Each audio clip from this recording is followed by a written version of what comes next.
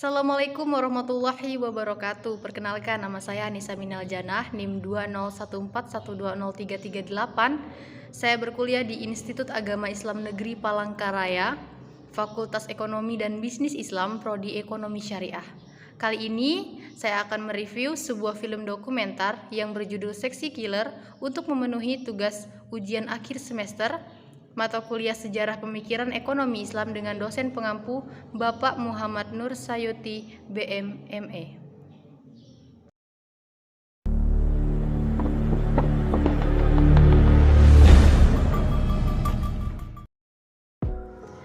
Ada apa dengan industri pertambangan batubara?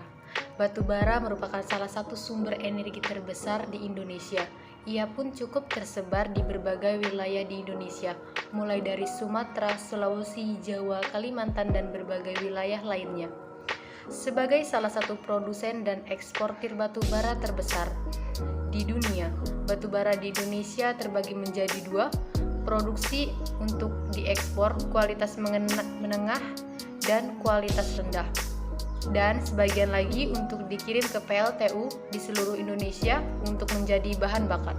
Tingginya konsumsi masyarakat terhadap listrik kemudian membuka peluang bagi para investor asing maupun lokal untuk menggarap keuntungan dari peluang tersebut.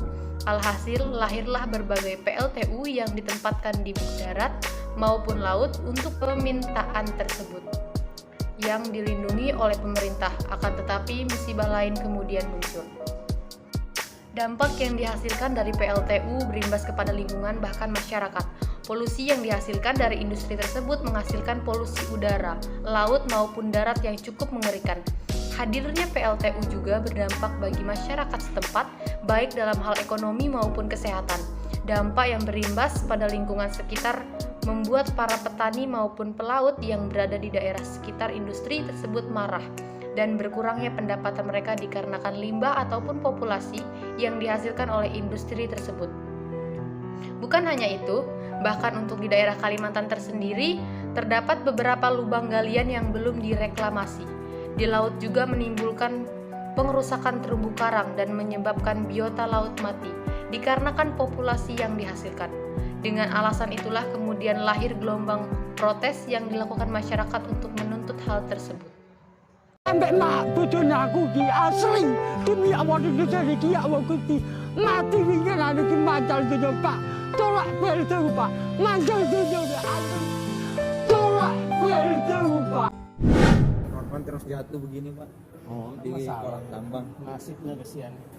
Ikut prihatin apa sih Untuk memutus ini bagaimana Pak dari Pemprov Kaltim supaya tidak ada lagi korban jiwa Pak? apa korban jiwa itu di mana-mana terjadi. Tapi kan ini bekas kolam tambang Pak meninggal. Ya namanya nasibnya dia meninggalnya di kolam tambang kan gitu. Itu aja. Gak ada upaya Pak Prihatin. supaya tidak terjadi lagi Pak? Ya masih upaya. Itu kan pertanggungjawabannya dunia akhirat. Semua ini bukan tidak ditindaklanjuti, tetapi sudah dilaporkan. Hanya saja jawaban yang diterima oleh rakyat hanyalah tinggal tunggu kebijakan dari pemerintah bagaimana menanggapinya. Ironilah yang dapat dilihat dari kejadian ini. Bahkan pemerintah memihak kepada para investor ketimbang rakyat sendiri. Bahkan hukum pun mendukung investor sehingga masyarakat berjuang untuk kesehatan, pekerjaan, bahkan lingkungan mereka dapat diberi sanksi atau hukuman bagi pemerintah setempat. Selain itu, alasan pemerintah mendukung kegiatan tersebut dikarenakan pemerintah atau dapat dikatakan para elit dari pemerintah ikut terlibat dalam permainan tersebut. Banyaknya saham yang dimiliki oleh kalangan elit seperti capres yang disebut-sebut sebagai pahlawan masyarakat pun terlibat dalam permainan itu. Seperti yang dikatakan oleh Imam Saytibi, sejatinya sumber alam adalah milik Tuhan. Sesuatu yang dapat digunakan bersama dari alam adalah milik semua, bukan milik perorangan.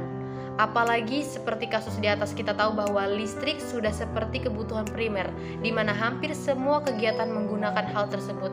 Namun benar kata Imam Syatibi, Memang pada lahan yang bisa dimiliki pribadi, namun dengan catatan ada kesepakatan antara pihak-pihak, apalagi kasus di atas bahwa tanah yang digunakan oleh para tambang batu bara rata-rata masih bersengketa dengan para petani. Seandainya pemikiran Imam Syatibi diterapkan, mungkin tidak akan seperti itu imbasnya. Baiklah, itu yang dapat saya sampaikan mengenai review film dokumenter yang berjudul The Sexy Killer. Kurang lebihnya saya mohon maaf. Wabillahi taufiq wal hidayah. Wassalamualaikum warahmatullahi wabarakatuh.